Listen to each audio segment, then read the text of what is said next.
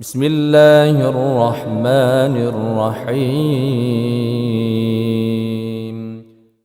Maka kata beliau di sini, fa'alal muslim idza arada an yatakallam an yufakkira qabla an yatakallam. Ini kalimat dikutip dari ucapan Imam Syafi'i.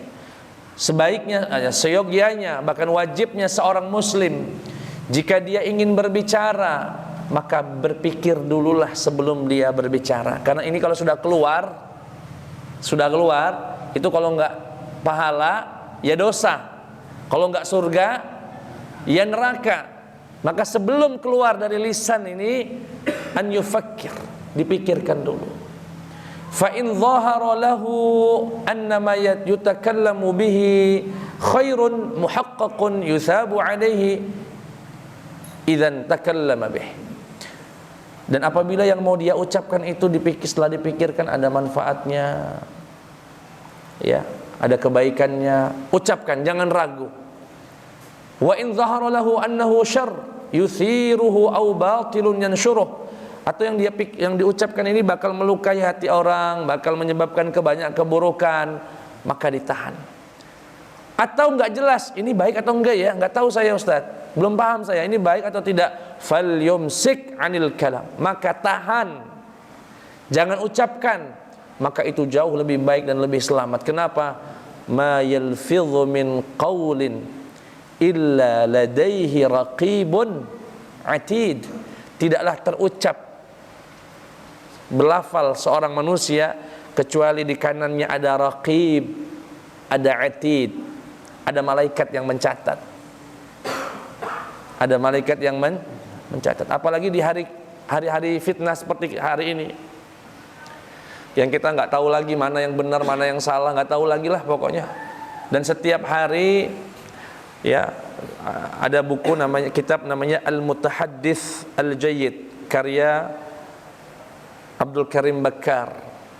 Beliau punya buku itu yang kalau diterjemahkan dalam bahasa Indonesia adalah The Best Speaker, terjemahannya, pembicara yang baik. Beliau berikan di awal-awal bukunya bahwasanya kita ini, Bapak Ibu, hari ini di abad ke-20 ini, semenjak ada internet, hidup di zaman yang dikenal dengan infijarul ma'lumat, ledakan informasi.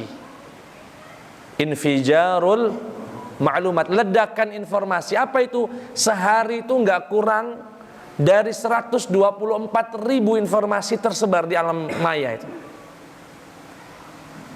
Tersebar tiap hari. Kalau kita nonton berita juga nggak ada habis-habisnya perasaan berita ini, ya. Dan kita dihidangkan informasi, nggak tahu lagi benar apa salahnya. Karena kita sekarang hidup di apa? Di zaman infijarul ma'lumat. Infijar itu ledakan, ma'lumat itu informasi, ya. Sehingga namanya ledakan biasanya berantakan. Saat berantakan kita tak sanggup lagi membedakan mana yang baik dan mana yang sulit. Maka saat itu apa yang harus kita lakukan?